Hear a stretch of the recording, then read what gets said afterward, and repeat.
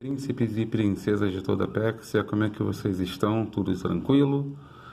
Vamos lá, agora que a gente já sabe tudo sobre Atenas e Esparta, vamos ver as principais diferenças entre essas duas cidades-estado, essas duas polis. Então vamos lá, né? Atenas e Esparta foram as duas maiores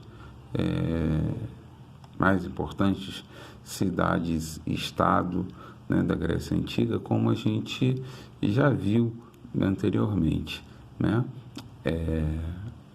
Como a gente já viu também, as polis não necessariamente elas viviam em ambientes de paz uma para com a outra, então era frequente que elas rivalizassem.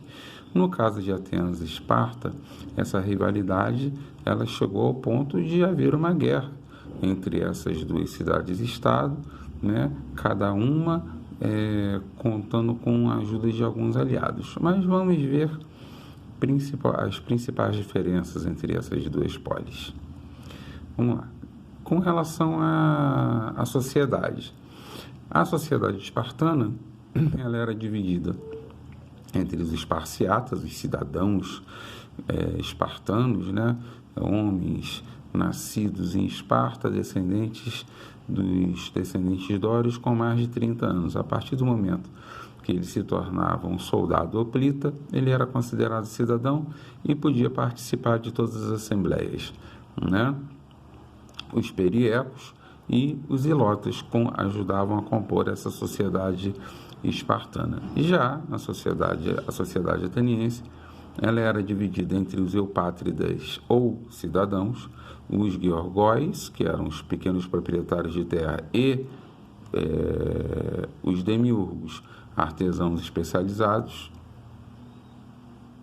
Artesãos, aqui está escrito errado, ó. Desculpa, foi mal. Artesãos especializados e os escravos. Com relação à educação, os atenienses eles priorizavam o equilíbrio entre a mente e o corpo, e os meninos atenienses eles eram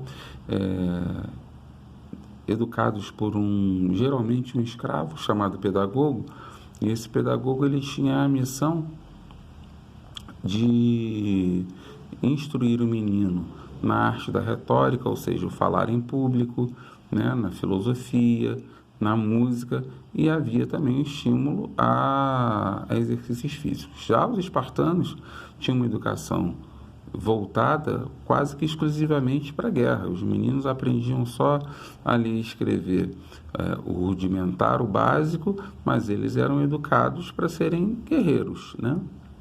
Aqui a gente tem um quadrinho comparativo entre a educação em Atenas e a educação espartana, né? A economia das duas cidades-estado também era diferente. Esparta era uma polis eminentemente agropastoril, ou seja, com estímulo à pecuária e à agricultura, isso tudo devido à questão da posição geográfica dessas duas cidades-estado. Enquanto Esparta estava localizada mais no interior do continente, Atenas ocupava uma posição privilegiada junto ao mar, o que fez com que desde cedo, né, os atenienses explorassem o comércio, principalmente o comércio marítimo. As questões políticas. Atenas ela passou por vários períodos, vários tipos de governo, né, de poder político, culminando com a democracia grega.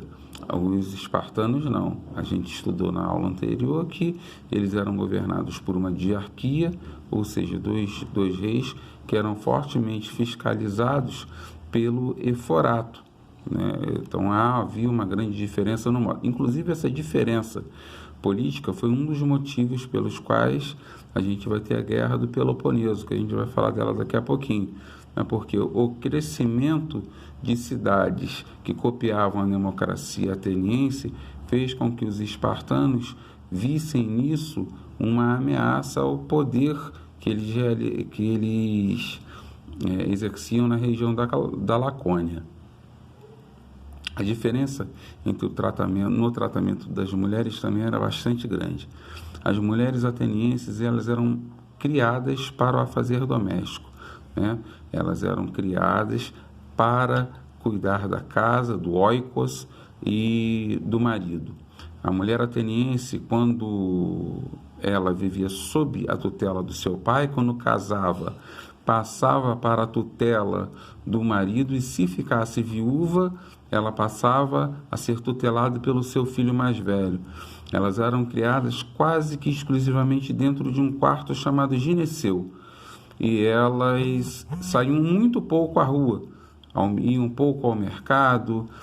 A saída dessas mulheres à rua era sempre feita ao lado de um membro da família mais velho, o pai ou o irmão, e elas saíam, essa saída das mulheres à rua, elas tinham mais liberdade para ir à rua em festas religiosas, especialmente nas festas em devoção a uma deusa chamada Deméter, tá?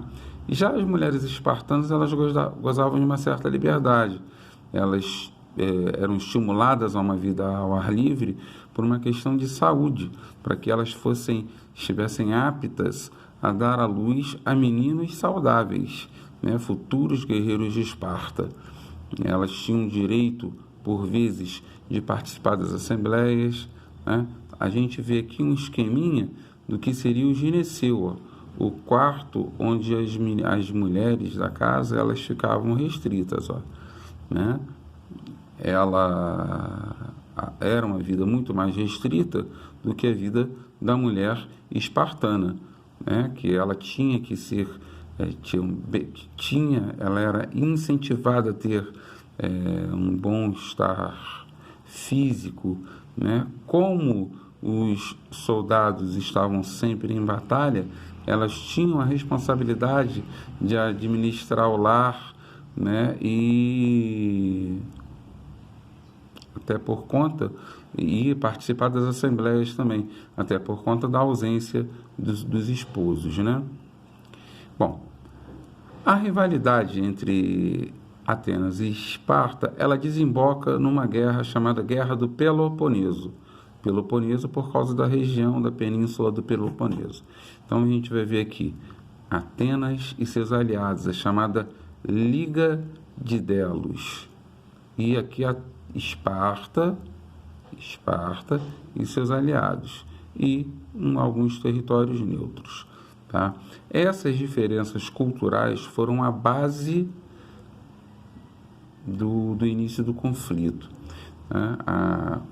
Uma das cidades-estado aliada a Esparta, chamada Corinto, foi atacada por Atenas, e Esparta vem em socorro a Corinto, gerando um conflito que durou 27, 30 anos.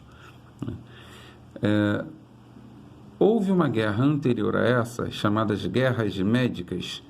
Guerras Médicas, um conflito entre persas e gregos. O nome Guerra Médica é porque os persas eram conhecidos como Medos, então daí virou Guerra Médica. Durante essa guerra foi criada a Liga de Delos para proteger os gregos dos persas. Essa aliança ela era liderada pelos atenienses, tá? E a partir daí Atenas se torna o centro político, econômico e cultural da Grécia. E isso gera um incômodo junto aos espartanos. Quando Corinto é atacada pelos atenienses, os espartanos veem nisso um motivo para atacar Atenas e acabar com a hegemonia grega. A guerra, ela, como eu falei antes, durou 27